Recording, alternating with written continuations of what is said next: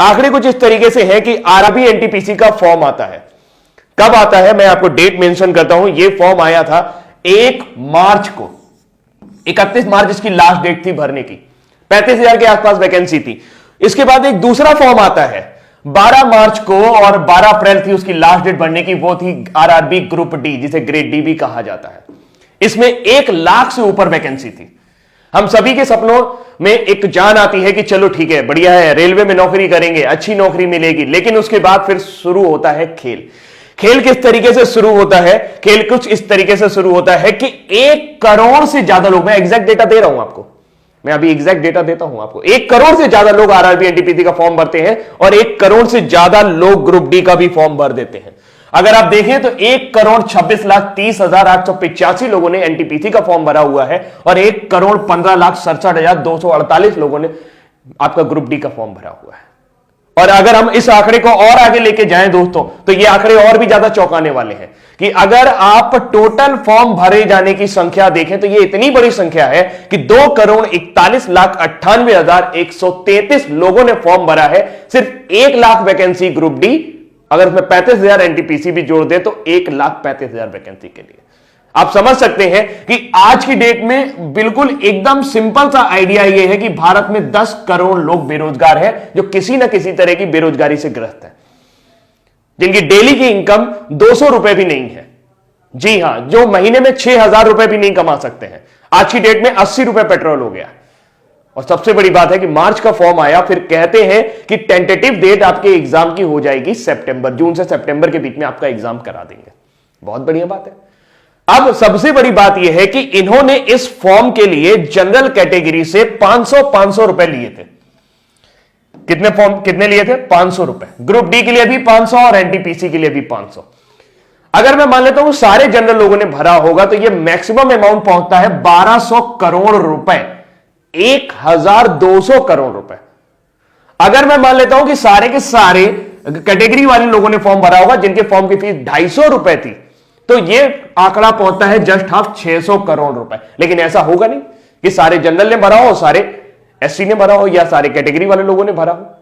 तो मैं एक आंकड़ा मान लेता हूं कि कम से कम सरकार के पास 1,000 करोड़ रुपए के आसपास होना चाहिए, जो उनके पास मार्च और अप्रैल 2019 के दौरान आया था। मार्च अप्रैल 2019 बीते हुए लगभग 1 साल होने जा रहा है, फरवरी आने वाली है और एग्जाम की डेट का अभी भी कोई पता नहीं।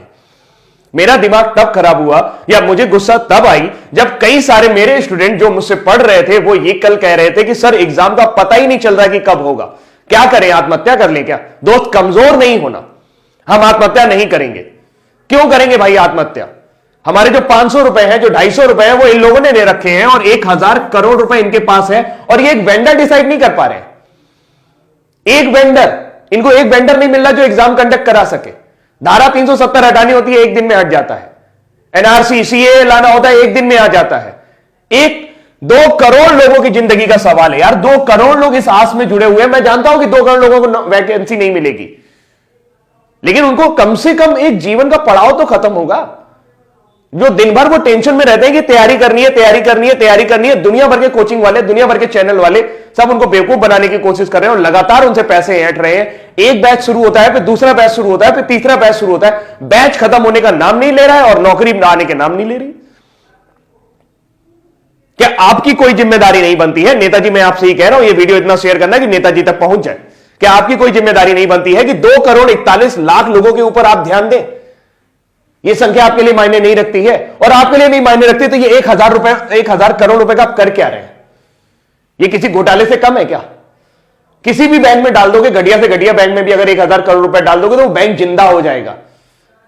पूरे देश की आबादी सिर्फ 137 अरब है। मैं सिर्फ इसलिए बोल रहा हूं क्योंकि 1,000 करोड़ रुपए अगर आप उनको भी बांटना शुरू करेंगे तो कई लोगों के जीवन सुधर जाएंगे। और आपको क्या लगता है जिन्होंने ये 500 रुपए दिए वो बहुत अमीर घर से आते हैं? उनके घर में BMW खड़ी है, उनका बड़ा सा मकान है? जी नहीं, वो कभी भी आरआरबी ग्रुप डी और एनटीपीसी की नौकरी करने नहीं आएंगे। ये वो लोग हैं जो तिल तिल करके तैयारी कर रहे हैं, अपनी मेहनत खून पसीने की कमाई से तैयारी कर रहे हैं, वो पैसा देने की कोशिश कर रहे हैं। अब हम क्या कर सकते हैं? हम कुछ नहीं कर सकते। क्यों नहीं कर सकते? क्योंकि हम सिस्टम में नहीं है, आप सिस्टम में हैं। मुझे नहीं लगता कि आपके पास ऐसी कोई वजह है जिसकी वजह से आप एक वेंडर डिसाइड नहीं कर पा रहे। आप हर 3 महीने बाद एक बहाना बना देते हैं कि हमें वेंडर नहीं मिल रहा। अरे वेंडर नहीं मिल रहा तो ये 500 रुपए आपने कैसे डिसाइड किए? आपने कैसे डिसाइड कर लिया कि एक लड़के का खर्चा 500 रुपए आएगा? क्या वेंडर 500 रुपए से ज्यादा नहीं ले सकता आपसे? सिर्फ सोची समझी रणनीति है। मार्च में आपको यह पैसा मिला है, 1000 करोड़ रुपए आपके बैंक में पड़ा है और आप एक वेंडर डिसाइड नहीं कर पा रहे। 1000 करोड़ रुपए बहुत होता है। आप कहेंगे सर 1 करोड़ लोगों का वो भी तो करवाना है, एग्जाम भी तो करवाना है। तो ये 500 रुपए भी तो आप ही ने डिसाइड किए थे। जहां 100 रुपए फॉर्म के लगते थे वहां 500 रुपए लिए आपने। बोले कि सब वापस करेंगे, कब वापस करेंगे इसका पता नहीं है। आप सिर्फ और सिर्फ बिजनेस कर रहे हैं और इस 1000 करोड़ रुपए को घुमा रहे हैं। ये जनता का पैसा है और जनता जवाब मांगेगी आपसे दोस्त। नेताजी आप भी ध्यान से सुन लीजिए, जो लोग भी ये वीडियो देख रहे हैं भाई, अगर उनको मेरी बात सही लग रही हो या लग रही हो, मेरी बात सही लग रही हो या लग रही हो, लेकिन बात है सच्ची। मुझे गुस्सा इसलिए आता है क्योंकि मैं एक टीचर हूं और बहुत सारे बच्चे ऐसे हैं जो मुझसे पढ़ते हैं और उनके अरमानों को जब मैं घुटता हुआ देखता हूं, जब उनके चेहरों को मैं उदास देखता हूं सिर्फ इस वजह से कि सर समय बीतता जा रहा है और हमारी एनर्जी, जी हां, आपके पास जो 65% युवा है उसमें से 2,41,00,000 लोग अभी भी इस एग्जाम की तैयारी कर रहे हैं। ये सिर्फ एक एग्जाम की बात है। एसएससी के साथ भी आपने यही किया था।